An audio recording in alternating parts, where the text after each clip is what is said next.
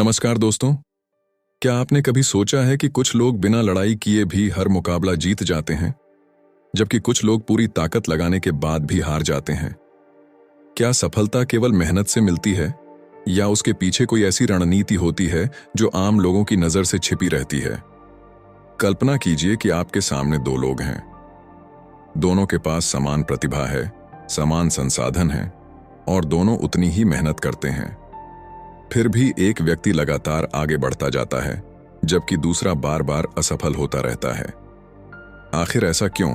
लगभग 2500 साल पहले चीन के एक महान रणनीतिकार ने इस रहस्य को समझ लिया था। उनका नाम था सन त्ज़ू, और उन्होंने एक ऐसी पुस्तक लिखी जिसने केवल युद्ध की दुनिया ही नहीं, बल्कि बिजनेस, नेतृत्व, राजनीति, खेल और व्यक्तिगत जीवन तक को प्रभावित किया। उस पुस्तक का नाम है द आर्ट ऑफ वॉर। आज दुनिया की बड़ी बड़ी कंपनियां, सफल उद्यमी, सैन्य अधिकारी और लीडर्स इस पुस्तक के सिद्धांतों का अध्ययन करते हैं।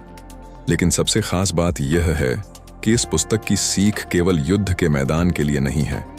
यह हर उस व्यक्ति के लिए है जो जीवन की किसी भी चुनौती में जीतना चाहता है। आज की इस ऑडियो बुक समरी में हम इस महान पुस्तक को आसान हिंदी में समझेंगे और जानेंगे कि किस तरह इसकी रणनीतियां आपके जीवन को बदल सकती हैं। द आर्ट ऑफ वॉर केवल 13 अध्यायों की एक छोटी सी पुस्तक है, लेकिन इसकी गहराई इतनी अधिक है कि लोग इसे बार बार पढ़ते हैं और हर बार कुछ नया सीखते हैं। संत जू का मानना था कि असली जीत वह नहीं जो केवल ताकत से हासिल की जाए। असली जीत वह है जो बुद्धिमानी, धैर्य, सही योजना और सही समय पर सही निर्णय लेकर प्राप्त की जाए। युद्ध केवल तलवारों से नहीं लड़े जाते। आज का युद्ध अलग है। आज आपका युद्ध हो सकता है अपने करियर में आगे बढ़ने का, परीक्षा में सफल होने का, बिजनेस शुरू करने का, बुरी आदतों को हराने का, या अपने सपनों को पूरा करने का। हर जगह रणनीति की जरूरत होती है। पहला सिद्धांत, हर जीत की शुरुआत तैयारी से होती है। संत जू कहते हैं, जो युद्ध शुरू होने से पहले अधिक तैयारी करता है वही जीतता है। यह बात जितनी सरल लगती है उतनी ही गहरी है। अधिकांश लोग सफलता चाहते हैं लेकिन तैयारी नहीं करना चाहते। वे परिणाम चाहते हैं लेकिन योजना नहीं बनाते। यही सबसे बड़ी गलती है। मान लीजिए कि दो विद्यार्थी एक ही प्रतियोगी परीक्षा की तैयारी कर रहे हैं। पहला विद्यार्थी पूरे साल एक निश्चित योजना के साथ पढ़ाई करता है। वह अपनी कमजोरियों को पहचानता है, रोज अभ्यास करता है और हर सप्ताह अपना प्रदर्शन जांचता है। दूसरा विद्यार्थी सोचता है कि परीक्षा से कुछ सप्ताह पहले मेहनत कर लूंगा। दोनों की बुद्धि लगभग समान है, लेकिन परिणाम, पहला विद्यार्थी सफल हो जाता है, दूसरा असफल। क्यों? क्योंकि सफलता परीक्षा वाले दिन तय नहीं होती। सफलता उन सैकड़ों दिनों में तय होती है जो परीक्षा से पहले आते हैं। यदि आपको किसी अनजान शहर में जाना हो और आपके पास नक्शा न हो तो क्या होगा? आप समय भी खो देंगे और ऊर्जा भी। जीवन भी बिल्कुल ऐसा ही है। यदि आपके पास लक्ष्य है लेकिन योजना नहीं है तो आप बहुत मेहनत करेंगे लेकिन सही दिशा में नहीं। योजना आपको दिशा देती है, रणनीति आपको गति देती है और अनुशासन आपको मंजिल तक पहुंचाता है। संत जू कहते हैं कि बुद्धिमान व्यक्ति पहले जीत की संभावना बनाता है, फिर लड़ाई शुरू करता है। आज अधिकांश लोग इसका उल्टा करते हैं। वे पहले काम शुरू करते हैं और बाद में सोचते हैं कि अब क्या करना है। यही कारण है कि वे बीच रास्ते में हार मान लेते हैं। मान लीजिए कोई व्यक्ति नया व्यवसाय शुरू करना चाहता है। यदि वह बिना बाजार को समझे, बिना ग्राहकों की जरूरत जाने और बिना योजना बनाए पैसा लगा देता है तो नुकसान होने की संभावना बहुत अधिक है। लेकिन यदि वही व्यक्ति पहले रिसर्च करे, लोगों की समस्या समझे, प्रतियोगियों का अध्ययन करे और फिर सही रणनीति के साथ शुरुआत करे तो सफलता की संभावना कई गुना बढ़ जाती है। यही अंतर रणनीति पैदा करती है। आज ही एक कागज उठाइए और अपना सबसे बड़ा लक्ष्य लिखिए। अब उसके नीचे लिखिए, मुझे कहां पहुंचना है, अभी मैं कहां हूं, मेरी सबसे बड़ी कमजोरी क्या है, मुझे कौन सी नई कौशल सीखनी होगी, अगले 30 दिनों में मैं कौन कौन से छोटे कदम उठाऊंगा। यही आपकी व्यक्तिगत रणनीति होगी। याद रखिए, बिना योजना के मेहनत केवल थकान देती है। सही योजना के साथ की गई मेहनत सफलता देती है। अगर इस पूरी किताब का केवल एक ही सिद्धांत याद रखना हो तो वह यही होगा। सन त्जू कहते हैं, यदि तुम स्वयं को जानते हो और अपने शत्रु को भी जानते हो तो 100 युद्धों में भी तुम्हें हार का डर नहीं रहेगा। यह वाक्य केवल युद्ध के मैदान के लिए नहीं लिखा गया था, यह जीवन के हर क्षेत्र में लागू होता है। आज आपका शत्रु कोई व्यक्ति भी हो सकता है, लेकिन कई बार आपका सबसे बड़ा शत्रु आलस्य, डर, टाल मटोल, आत्मविश्वास की कमी या गलत आदतें भी होती हैं। इसलिए सबसे पहले खुद को समझना जरूरी है। खुद को जानना क्यों जरूरी है? अधिकतर लोग पूरी जिंदगी दूसरों से अपनी तुलना करते रहते हैं, लेकिन कभी खुद से सवाल नहीं पूछते, मेरी सबसे बड़ी ताकत क्या है? मेरी सबसे बड़ी कमजोरी क्या है? मैं किन परिस्थितियों में अच्छा प्रदर्शन करता हूँ? कौन सी आदत मुझे पीछे खींच रही है? जब तक इन सवालों के जवाब नहीं मिलते तब तक सही रणनीति बनाना मुश्किल है। मान लीजिए 2 छात्र एक ही परीक्षा की तैयारी कर रहे हैं। पहला छात्र जानता है कि उसकी गणित कमजोर है, इसलिए वह रोज अतिरिक्त समय गणित को देता है। दूसरा छात्र अपनी कमजोरी स्वीकार ही नहीं करता, वह केवल वही विषय पढ़ता है जिसमें वह पहले से अच्छा है। परीक्षा के दिन क्या होगा? पहले छात्र की कमजोरी धीरे धीरे ताकत बन जाएगी, जबकि दूसरा छात्र उसी गलती के कारण पीछे रह जाएगा। यही है खुद को जानने की शक्ति। इसका मतलब केवल किसी दुश्मन को समझना नहीं है। अगर आप बिजनेस करते हैं तो आपका प्रतिद्वंद्वी दूसरी कंपनी है। अगर आप परीक्षा की तैयारी कर रहे हैं तो आपका प्रतिद्वंद्वी परीक्षा का पैटर्न और प्रतियोगिता है। अगर आप YouTube पर काम कर रहे हैं तो आपको यह समझना होगा कि दर्शक क्या देखना चाहते हैं, कौन सी वीडियो अच्छा प्रदर्शन कर रही है और आप उनसे अलग क्या दे सकते हैं। सफल लोग अनुमान नहीं लगाते, वे पहले जानकारी इकट्ठा करते हैं, फिर निर्णय लेते हैं। भावनाओं से नहीं, तथ्यों से सोचें। जब लोग असफल होते हैं तो वे अक्सर बहाने ढूंढते हैं, लेकिन रणनीतिक व्यक्ति बहाने नहीं ढूंढता, वह कारण ढूंढता है। यदि वीडियो पर व्यूज नहीं आए तो वह यह नहीं कहता कि मेरी किस्मत खराब है, वह देखता है क्या थंबनेल आकर्षक था, क्या पहले 30 सेकंड दिलचस्प थे, क्या शीर्षक लोगों की जिज्ञासा बढ़ा रहा था, क्या वीडियो दर्शकों की समस्या हल कर रही थी। यही सोच लगातार सुधार लाती है। सन त्जू चेतावनी देते हैं कि जो व्यक्ति अपनी ताकत को बढ़ा चढ़ा कर देखता है वह अक्सर हार जाता है। अहंकार हमें हमारी गलतियां दिखने नहीं देता, इसीलिए हर सफलता के बाद भी खुद से पूछिए, मैं इससे बेहतर क्या कर सकता था? यही सवाल आपको लगातार आगे बढ़ाता है। एक जंगल में 2 लकड़हारे काम करते थे। पहला सुबह से शाम तक बिना रुके पेड़ काटता था, दूसरा बीच बीच में थोड़ा रुकता था। पहले लकड़हारे को लगा कि दूसरा समय बर्बाद कर रहा है, लेकिन शाम को देखा गया कि दूसरे लकड़हारे ने अधिक पेड़ काटे। उसने कहा, जब मैं रुकता था तब अपनी कुल्हाड़ी की धार तेज कर रहा था। यही रणनीति है। हर समय केवल मेहनत करना पर्याप्त नहीं, सही समय पर रुककर अपनी क्षमता बढ़ाना भी उतना ही जरूरी है। आज रात सोने से पहले एक कागज पर 2 कॉलम बनाइए। पहला कॉलम, मेरी ताकतें, मैं किस काम में अच्छा हूँ, लोग मेरी किस बात की तारीफ करते हैं, कौन सी स्किल मुझे सबसे अलग बनाती है। दूसरा कॉलम, मेरी कमजोरियाँ, कौन सी आदत मुझे पीछे खींचती है, मैं किस वजह से बार बार असफल होता हूँ, मुझे किस चीज पर सबसे पहले काम करना चाहिए।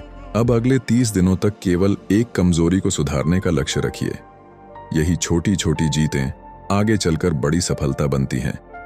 सन त्जू का संदेश बिल्कुल स्पष्ट है, जो व्यक्ति खुद को समझ लेता है वह आधी लड़ाई जीत चुका होता है, और जो अपने सामने की चुनौती को भी समझ लेता है उसकी जीत लगभग तय हो जाती है। लेकिन अभी सबसे बड़ा रहस्य बाकी है।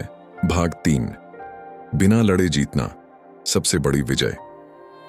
पिछले भाग में हमने सीखा कि यदि आप खुद को और अपनी चुनौती को समझ लेते हैं तो आपकी सफलता की संभावना कई गुना बढ़ जाती है। अब हम इस पुस्तक के सबसे शक्तिशाली सिद्धांत पर आते हैं। सन त्जू कहते हैं, सबसे बड़ी जीत वह है जिसमें लड़ाई ही न लड़नी पड़े। पहली बार यह बात सुनकर अजीब लग सकती है, आखिर बिना लड़े कोई कैसे जीत सकता है? लेकिन जब आप इस विचार को गहराई से समझेंगे तो महसूस करेंगे कि यही सिद्धांत आज के जीवन में सबसे अधिक उपयोगी है। हर लड़ाई लड़ना समझदारी नहीं है। ज्यादातर लोग सोचते हैं कि हर बहस का जवाब देना चाहिए, हर आलोचना का जवाब देना चाहिए और हर चुनौती का तुरंत सामना करना चाहिए। लेकिन एक बुद्धिमान व्यक्ति पहले खुद से पूछता है, क्या यह लड़ाई लड़ना वास्तव में जरूरी है? कई बार किसी बहस को छोड़ देना ही सबसे बड़ी जीत होती है। कई बार किसी उकसावे पर शांत रहना आपकी ताकत दिखाता है, कमजोरी नहीं। ऊर्जा सबसे कीमती संसाधन है। कल्पना कीजिए कि आपके पास हर दिन केवल 100 ऊर्जा अंक हैं। यदि आप उनमें से 60 अंक बेकार की बहसों, सोशल मीडिया पर समय बर्बाद करने और छोटी छोटी बातों पर गुस्सा करने में खर्च कर देते हैं, तो आपके बड़े लक्ष्य के लिए क्या बचेगा? यही कारण है कि सफल लोग अपनी ऊर्जा को बचाकर रखते हैं। वे हर बात पर प्रतिक्रिया नहीं देते। वे चुनते हैं कि किस लड़ाई में उतरना है। मान लीजिए 2 कंपनियां एक ही उत्पाद बेचती हैं। पहली कंपनी हर छोटी बात पर अपने प्रतिस्पर्धी की नकल करती है। दूसरी कंपनी अपना पूरा ध्यान ग्राहक की समस्या हल करने पर लगाती है। कुछ वर्षों बाद कौन आगे निकलेगा? ज्यादातर मामलों में वही कंपनी सफल होगी जो अपना समय प्रतिस्पर्धी से लड़ने में नहीं, बल्कि खुद को बेहतर बनाने में लगाएगी। यही है बिना लड़े जीतना। जब कोई आपकी आलोचना करता है तो आपका मन तुरंत जवाब देना चाहता है। यही वह पल है जहां अधिकांश लोग गलती करते हैं। संतजू कहते हैं कि जो व्यक्ति अपनी भावनाओं पर नियंत्रण नहीं रख सकता, उसे कोई भी आसानी से नियंत्रित कर सकता है। यदि कोई आपको गुस्सा दिला सकता है, तो वह आपके निर्णयों को भी प्रभावित कर सकता है।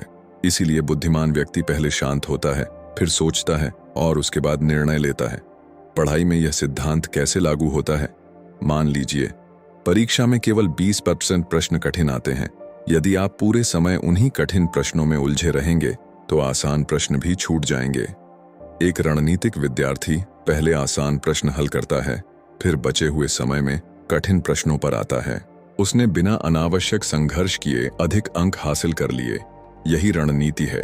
YouTube पर भी यही नियम लागू होता है। कई नए क्रिएटर दूसरों से तुलना करते रहते हैं। वे हर दिन यह देखते हैं कि किसके कितने सब्सक्राइबर बढ़े, किसकी वीडियो वायरल हुई और किसे कितने व्यूज मिले। धीरे धीरे उनका पूरा ध्यान तुलना में चला जाता है। लेकिन सफल क्रिएटर अपनी ऊर्जा केवल एक सवाल पर लगाते हैं, मैं अपनी अगली वीडियो पिछली वीडियो से बेहतर कैसे बना सकता हूँ। यही सोच लंबे समय में जीत दिलाती है। एक राजा ने अपने सबसे बुद्धिमान मंत्री से पूछा, सबसे शक्तिशाली योद्धा कौन होता है? राजा को उम्मीद थी कि मंत्री किसी महान सैनिक का नाम लेगा, लेकिन मंत्री मुस्कुराया और बोला, वह जो अपनी तलवार सबसे कम निकालता है। राजा हैरान रह गया। मंत्री ने समझाया, जो हर छोटी बात पर तलवार निकाल देता है वह जल्द ही थक जाएगा, लेकिन जो केवल सही समय पर सही कारण के लिए लड़ता है वही लंबे समय तक विजेता रहता है। आज से एक नया नियम बनाइए। जब भी कोई ऐसी परिस्थिति आए जहां आप तुरंत प्रतिक्रिया देना चाहते हो, खुद से केवल एक सवाल पूछिए, क्या यह मेरे लक्ष्य के लिए महत्वपूर्ण है? यदि उत्तर नहीं है, तो उस लड़ाई को छोड़ दीजिए। आपका समय, आपकी ऊर्जा और आपका मानसिक संतुलन किसी भी बहस से अधिक मूल्यवान है। संतजू हमें सिखाते हैं कि असली योद्धा हर लड़ाई नहीं लड़ता। वह केवल वही लड़ाई चुनता है जो वास्तव में जीतने लायक हो। यही सिद्धांत जीवन को सरल, शांत और अधिक सफल बनाता है। भाग 4, सही समय पर सही निर्णय। रणनीति का सबसे शक्तिशाली नियम। अब तक हमने 3 महत्वपूर्ण बातें सीखी हैं। जीत की शुरुआत तैयारी से होती है। खुद को और अपनी चुनौती को समझना आवश्यक है। हर लड़ाई लड़ना बुद्धिमानी नहीं है। अब हम उस सिद्धांत पर आते हैं जो कई बार जीत और हार के बीच का सबसे बड़ा अंतर बन जाता है। वह है सही समय पर सही कदम उठाना। संतजू कहते हैं कि एक महान रणनीतिकार केवल यह नहीं जानता कि क्या करना है, बल्कि यह भी जानता है कि कब करना है। यही समय की समझ उसे दूसरों से अलग बनाती है। जल्दबाजी अक्सर हार की शुरुआत होती है। आज की दुनिया में हर कोई जल्दी में है। लोग 1 महीने में अमीर बनना चाहते हैं, एक वीडियो से वायरल होना चाहते हैं, कुछ दिनों की मेहनत में बड़ी सफलता चाहते हैं। लेकिन प्रकृति का हर नियम हमें धैर्य सिखाता है। बीज बोने के अगले दिन पेड़ नहीं बनता। उसे समय, पानी, धूप और देखभाल चाहिए। इसी तरह सफलता भी धीरे धीरे बनती है। गलत समय पर लिया गया सही निर्णय भी असफल हो सकता है।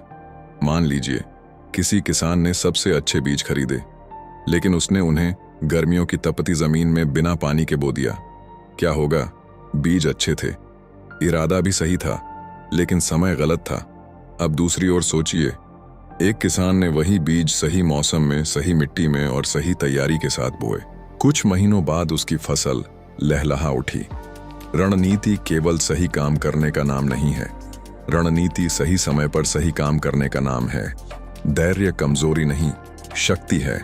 बहुत से लोग धैर्य को कमजोरी समझते हैं। उन्हें लगता है कि जो तुरंत प्रतिक्रिया नहीं देता वह डर गया है। लेकिन संत जू कहते हैं कि सबसे मजबूत व्यक्ति वही है जो अपनी भावनाओं को नियंत्रित करके सही अवसर का इंतजार कर सकता है। शेर हर समय नहीं दौड़ता, वह पहले अपने शिकार को ध्यान से देखता है, उसकी चाल समझता है, फिर सही क्षण पर हमला करता है। यही कारण है कि वह जंगल का राजा कहलाता है। दो दोस्त एक ही प्रतियोगी परीक्षा की तैयारी कर रहे थे। पहला दोस्त हर नई किताब खरीद लेता था, हर नई रणनीति अपनाता था, हर सप्ताह अपना तरीका बदल देता था। दूसरा दोस्त केवल एक योजना पर टिका रहा। उसने सीमित किताबें पढ़ी, बार बार अभ्यास किया, गलतियों को सुधारा। परीक्षा का परिणाम आया, दूसरा विद्यार्थी सफल हुआ, पहला नहीं। क्यों? क्योंकि सफलता केवल मेहनत से नहीं मिलती। लगातार सही दिशा में की गई मेहनत सफलता देती है। जब जीवन में कठिन समय आता है तो लोग घबराकर जल्दबाजी में फैसले लेने लगते हैं। कई लोग नुकसान देखकर तुरंत निवेश बेच देते हैं। कई लोग एक असफलता के बाद अपना सपना छोड़ देते हैं। कई लोग एक वीडियो पर कम व्यूज देखकर पूरा चैनल बदल देते हैं। लेकिन रणनीतिक व्यक्ति ऐसा नहीं करता। वह पहले कारण समझता है, डेटा देखता है, फिर निर्णय लेता है। छोटे छोटे सुधार, बड़े परिणाम। संत जू का मानना था कि बड़ी जीत अचानक नहीं मिलती, वह छोटे छोटे सही निर्णयों का परिणाम होती है। यदि आप रोज केवल 1% बेहतर बनते हैं तो 1 साल बाद आप पहले जैसे नहीं रहेंगे। यही निरंतर सुधार की शक्ति है। आज से कोई भी बड़ा निर्णय लेने से पहले 3 सवाल पूछिए। पहला, क्या यह सही समय है? दूसरा, क्या मेरे पास पर्याप्त जानकारी है? तीसरा, क्या मैं भावनाओं में निर्णय ले रहा हूं? सोच समझकर। यदि इन तीनों का उत्तर संतोषजनक है तभी आगे बढ़िए। आज की सबसे बड़ी सीख, दुनिया में 2 तरह के लोग होते हैं। पहले वे जो हर अवसर के पीछे भागते हैं, दूसरे वे जो सही अवसर का इंतजार करते हैं और पूरी तैयारी के साथ उसे पकड़ लेते हैं। इतिहास हमेशा दूसरे प्रकार के लोगों को याद रखता है। संत जू हमें सिखाते हैं, तेज दौड़ना महत्वपूर्ण नहीं है, सही दिशा और सही समय पर दौड़ना महत्वपूर्ण है। जब आप समय को समझना सीख जाते हैं तो आपकी मेहनत का परिणाम कई गुना बढ़ जाता है। भाग 5, नेतृत्व और अनुशासन। हर जीत की असली नींव। अब तक हमने सीखा कि तैयारी, आत्मज्ञान, सही रणनीति और सही समय सफलता की कुंजी है। लेकिन इन सब के बाद भी एक सवाल बचता है। अगर आपके पास एक अच्छी टीम है लेकिन टीम अनुशासित नहीं है तो क्या आप जीत सकते हैं? संत जू का उत्तर है नहीं। उनके अनुसार किसी भी सेना, संगठन या टीम की सबसे बड़ी ताकत उसके हथियार नहीं बल्कि उसका नेतृत्व और अनुशासन होता है। यही सिद्धांत आज परिवार, स्कूल, कंपनी, बिजनेस और यहां तक कि आपकी व्यक्तिगत जिंदगी पर भी लागू होता है। एक सच्चा नेता कौन होता है? अधिकतर लोग सोचते हैं कि नेता वही होता है जो आदेश देता है, लेकिन संत जू कहते हैं कि असली नेता वह है जो पहले खुद उदाहरण बनता है। यदि एक शिक्षक समय का पालन नहीं करता तो छात्रों से समय की उम्मीद नहीं की जा सकती। यदि एक कंपनी का मालिक खुद मेहनत नहीं करता तो कर्मचारियों से पूरी लगन की उम्मीद करना मुश्किल है। यदि माता पिता स्वयं अच्छी आदतें नहीं अपनाते तो बच्चों को केवल समझाने से बहुत फर्क नहीं पड़ेगा। लोग आपकी बातें कम और आपके व्यवहार को अधिक देखते हैं। एक सेना अपने सेनापति के लिए तब तक पूरी ताकत से नहीं लड़ती जब तक उसे अपने नेता पर विश्वास न हो। यही बात जीवन के हर रिश्ते में लागू होती है। विश्वास आदेश से नहीं मिलता, विश्वास ईमानदारी, निरंतरता और सही निर्णयों से बनता है। यदि लोग जानते हैं कि आप मुश्किल समय में भी उनका साथ देंगे तो वे आपके साथ खड़े रहेंगे। बहुत से लोग अनुशासन को सजा समझते हैं, लेकिन संत तंजू के अनुसार अनुशासन का अर्थ है हर परिस्थिति में सही काम करते रहना, चाहे मन करे या ना करे। मान लीजिए एक लेखक रोज केवल प्रेरणा आने का इंतजार करे तो शायद वह साल में कुछ ही पन्ने लिख पाए, लेकिन यदि वह रोज तय समय पर लिखता है तो कुछ महीनों में पूरी किताब तैयार हो सकती है। यही अनुशासन की ताकत है। एक गांव में दो कुम्हार रहते थे। पहला कुम्हार कभी कभी काम करता था, जब मन करता तब मिट्टी के बर्तन बनाता। दूसरा कुम्हार हर दिन सुबह एक ही समय पर काम शुरू करता। धीरे धीरे उसके हाथों में इतनी कुशलता आ गई कि दूर दूर से लोग उसके बर्तन खरीदने आने लगे। पहला कुम्हार हमेशा शिकायत करता रहा, मेरी किस्मत अच्छी नहीं है। लेकिन सच यह था कि किस्मत नहीं, अनुशासन दोनों के बीच का अंतर था। एक महान नेता छोटी छोटी बातों पर गुस्सा नहीं करता, वह हर निर्णय सोच समझ कर लेता है। यदि कप्तान घबरा जाए तो पूरी टीम घबरा जाती है। यदि कप्तान शांत रहे तो कठिन परिस्थितियों में भी टीम का आत्मविश्वास बना रहता है। इसलिए संत जो कहते हैं, जो व्यक्ति पहले अपने मन पर विजय पा लेता है वही दुनिया की बड़ी चुनौतियों का सामना कर सकता है। बहुत से लोग गलती होने पर दूसरों को दोष देने लगते हैं, लेकिन महान नेता पहले खुद से पूछता है, कहाँ गलती हुई, इसे दोबारा होने से कैसे रोकूं, मैं इससे क्या सीख सकता हूं। यही सोच उसे लगातार बेहतर बनाती है। आपका भविष्य किसी एक बड़े निर्णय से नहीं बनता, वह आपकी रोज की आदतों से बनता है। यदि आप रोज 30 मिनट पढ़ते हैं, 30 मिनट सीखते हैं, अपने लक्ष्य पर काम करते हैं, तो कुछ वर्षों बाद आपका जीवन पूरी तरह बदल सकता है। लेकिन यदि आप हर दिन कहते रहें, कल से शुरू करूंगा, तो साल बदल जाएगा, लेकिन परिणाम नहीं बदलेंगे। आज से केवल एक अनुशासन चुनिए। उदाहरण के लिए, रोज सुबह एक निश्चित समय पर उठना, रोज 20 मिनट पढ़ना, रोज अपने लक्ष्य पर 1 घंटा काम करना, रोज मोबाइल का उपयोग सीमित करना। इसे लगातार 30 दिनों तक निभाइए। यही छोटी आदत आपके व्यक्तित्व को बदलना शुरू कर देगी। संजू तज्जू हमें बताते हैं कि नेता वह नहीं जो सबसे ज्यादा ताकतवर हो, नेता वह है जो सबसे ज्यादा भरोसेमंद, अनुशासित और शांत हो। जब नेतृत्व सही होता है तो साधारण लोग भी असाधारण परिणाम। भाग 6, अपनी कमजोरी को ताकत में बदलने की कला।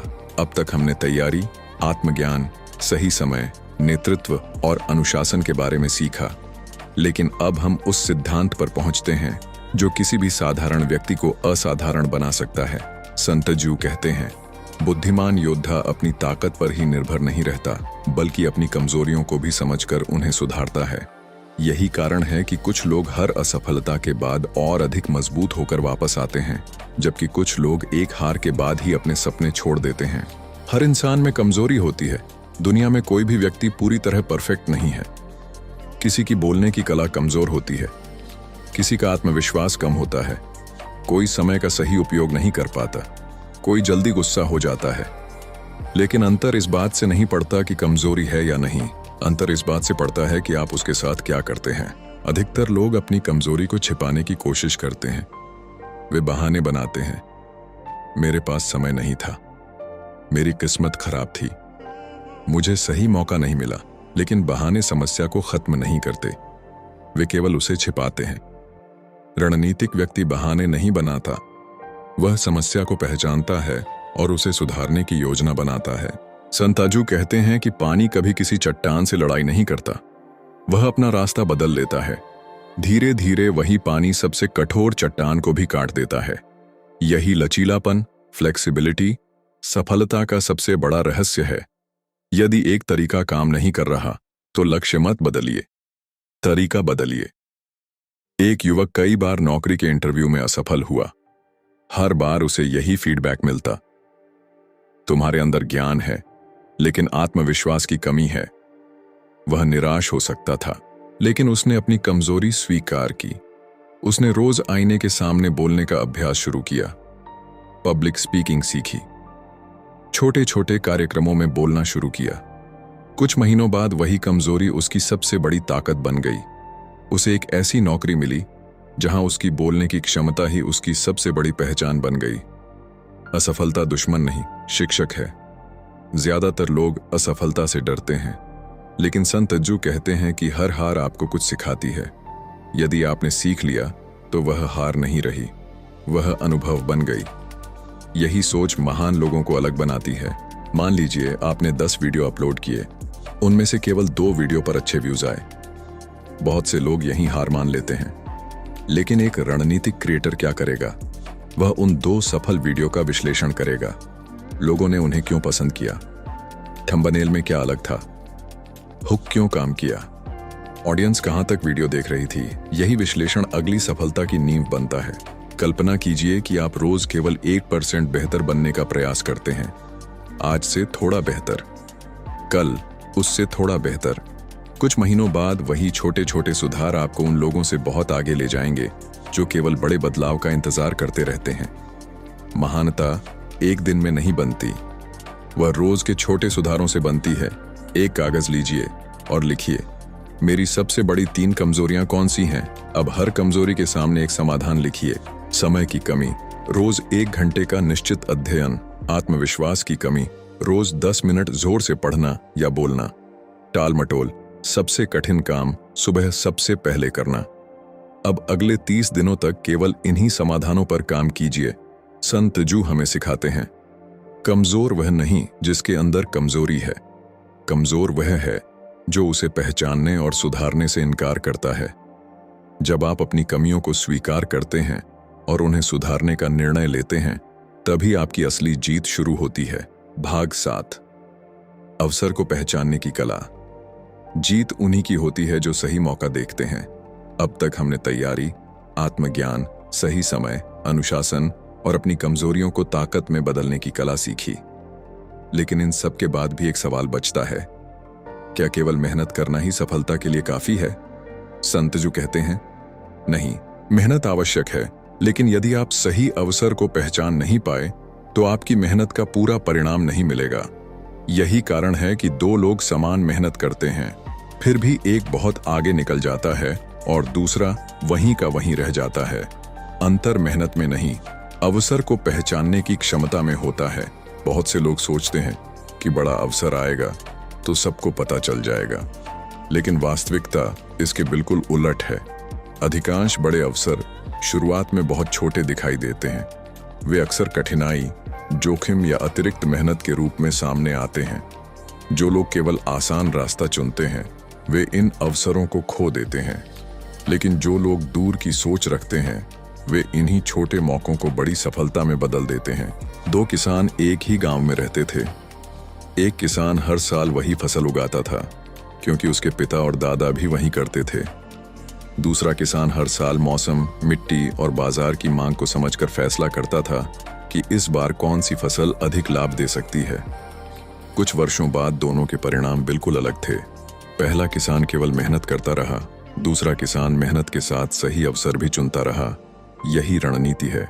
जब कठिन समय आता है तो अधिकांश लोग केवल समस्या देखते हैं, लेकिन रणनीतिक व्यक्ति उसी परिस्थिति में अवसर खोजता है। मान लीजिए किसी कंपनी का एक उत्पाद नहीं बिक रहा। साधारण व्यक्ति कहेगा, सब खत्म हो गया, लेकिन रणनीतिक व्यक्ति पूछेगा, ग्राहक क्या चाहता है, हम क्या बदल सकते हैं? यही सवाल नई सफलता का रास्ता खोलता है। कई बार अवसर हमारे सामने होता है, लेकिन डर हमें आगे बढ़ने नहीं देता।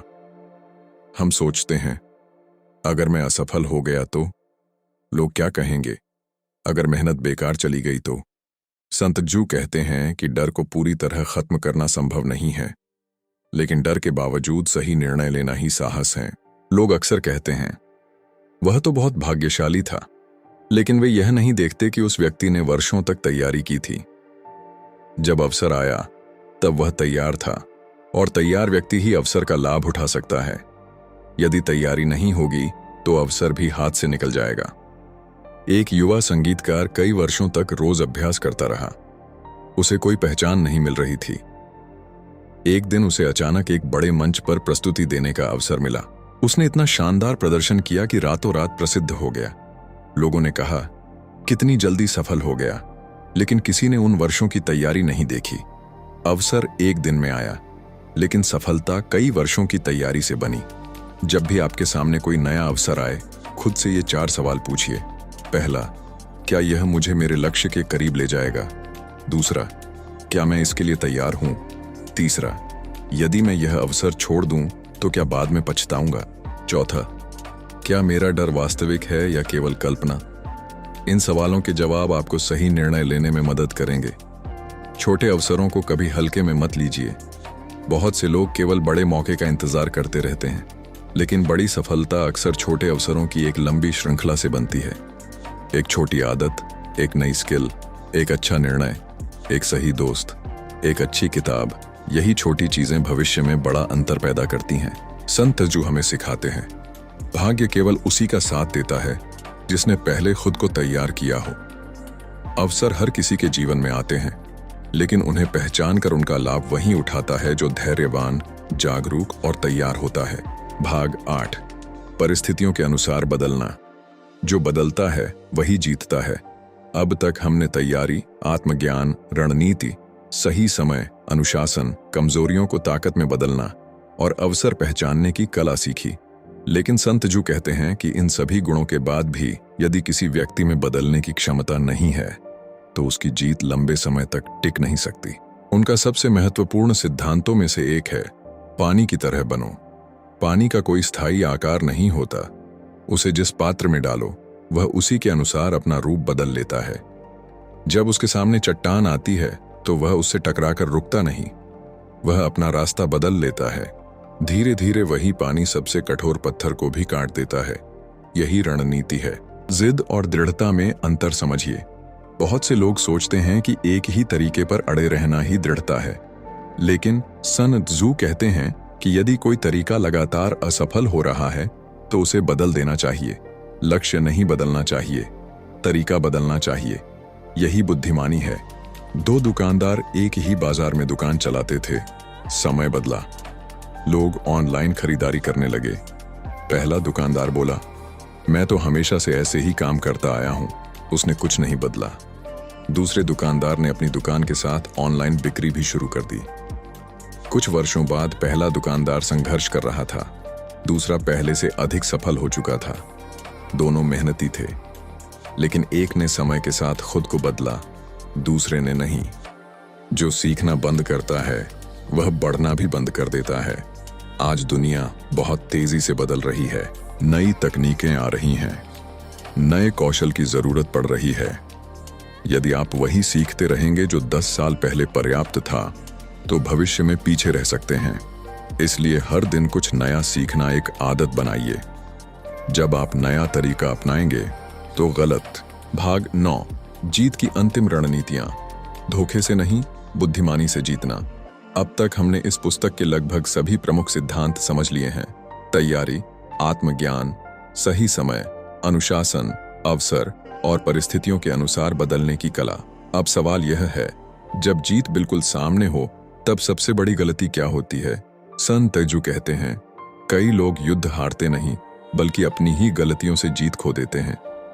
यही बात जीवन में भी सच है।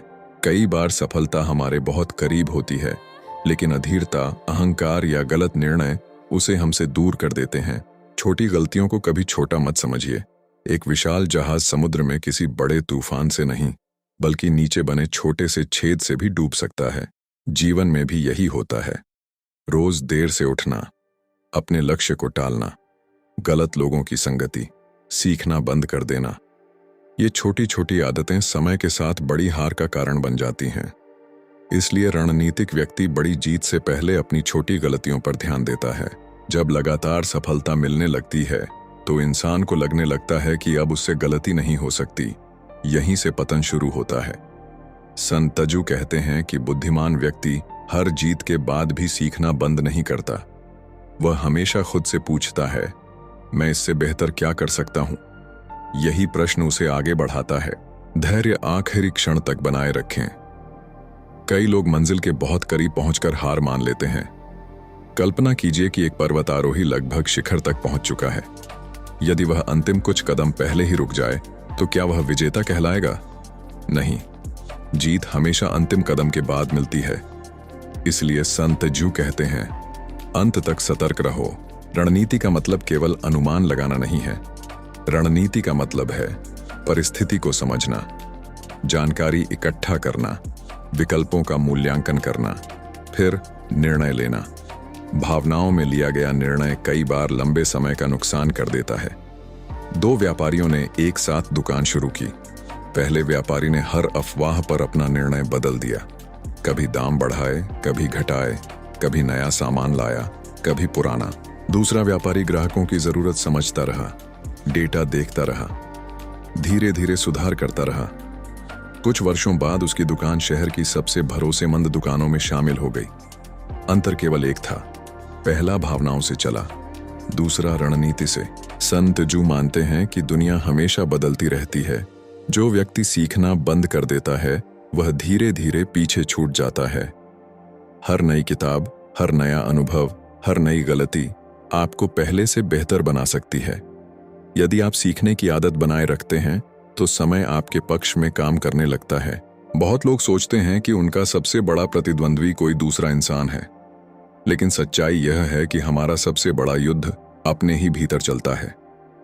आलस्य, डर, गुस्सा, टाल-मटोल, नकारात्मक सोच। यदि आपने इन पर जीत हासिल कर ली तो बाहरी चुनौतियां पहले जैसी कठिन नहीं लगेंगी। यही इस पूरी पुस्तक का सबसे गहरा संदेश है। आज रात 10 मिनट निकालिए और अपने आप से ये 5 सवाल पूछिए। इस महीने मेरी सबसे बड़ी गलती क्या रही? मैंने उससे क्या सीखा? मेरी कौन सी आदत मुझे आगे बढ़ा रही है? कौन सी आदत मुझे पीछे खींच रही है? कल से मैं कौन सा एक बदलाव शुरू करूंगा? यदि आप हर महीने यह अभ्यास करेंगे तो आपका विकास लगातार होता रहेगा। संत जू हमें बताते हैं, जीत केवल ताकत से नहीं मिलती। जीत तैयारी, धैर्य, सीखने की आदत और सही निर्णयों से मिलती है। जब आप अपनी गलतियों से सीखते हैं, अहंकार से दूर रहते हैं और लगातार बेहतर बनने का प्रयास करते हैं, तब सफलता केवल एक संभावना नहीं रहती, वह एक परिणाम बन जाती है। अगर आपने इस ऑडियो बुक समरी को शुरुआत से अंत तक ध्यान से सुना है तो अब आप समझ चुके होंगे कि द आर्ट ऑफ वॉर केवल युद्ध जीतने की किताब नहीं है, यह जीवन जीतने की किताब है। यह हमें सिखाती है कि हर दिन हम किसी न किसी युद्ध का सामना करते हैं। कभी यह युद्ध आलस्य के खिलाफ होता है, कभी डर के खिलाफ, कभी असफलता के खिलाफ, कभी परिस्थितियों के खिलाफ, और कई बार यह युद्ध हमारे अपने मन के साथ होता है। संत जू का संदेश साफ है, जो अपने मन पर विजय पा लेता है उसे दुनिया की कोई भी चुनौती लंबे समय तक नहीं रोक सकती। इस पूरी किताब की 10 सबसे बड़ी सीख। पहली सीख, बिना तैयारी के सफलता की उम्मीद मत करो। हर बड़ी उपलब्धि के पीछे महीनों और वर्षों की तैयारी होती है। दुनिया केवल परिणाम देखती है, लेकिन विजेता तैयारी पर ध्यान देता है। दूसरी सीख, खुद को पहचानो। जब तक आप अपनी ताकत और कमजोरी नहीं समझेंगे, तब तक सही दिशा नहीं चुन पाएंगे। तीसरी सीख, हर लड़ाई मत लड़ो। अपनी ऊर्जा केवल उन कामों पर लगाओ जो वास्तव में आपके भविष्य को बदल सकते हैं। चौथी सीख, सही समय का इंतजार करो। जल्दबाजी कई बार प्रतिभा से भी बड़ी दुश्मन होती है। पांचवीं सीख, अनुशासन प्रेरणा से अधिक शक्तिशाली है। प्रेरणा कुछ दिनों तक रहती है, अनुशासन पूरी जिंदगी साथ देता है। छठी सीख, अपनी कमजोरियों को स्वीकार करो। कमजोरी छिपाने से नहीं, सुधारने से सफलता मिलती है। सातवीं सीख, अवसर पहचानो। अवसर हमेशा बड़े रूप में नहीं आते, वे अक्सर छोटे निर्णयों के रूप में आते हैं। आठवीं सीख, परिस्थितियों के अनुसार बदलो। जो बदलना सीख जाता है वही लंबे समय तक सफल रहता है। नौवीं सीख, सीखना कभी मत छोड़ो। हर अनुभव, हर किताब और हर गलती आपको बेहतर बना सकती है। 10वीं सीख, सबसे बड़ी जीत अपने ऊपर विजय है।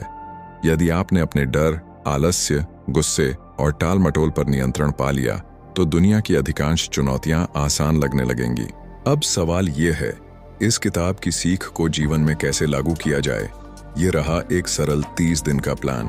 पहला सप्ताह, अपना सबसे बड़ा लक्ष्य लिखिए। अपनी 3 ताकतें और 3 कमजोरियां लिखिए। रोज 20 मिनट पढ़ने की आदत शुरू कीजिए। दूसरा सप्ताह, एक ऐसा काम कीजिए जिसे आप टालते रहे हैं। मोबाइल और सोशल मीडिया का समय कम कीजिए।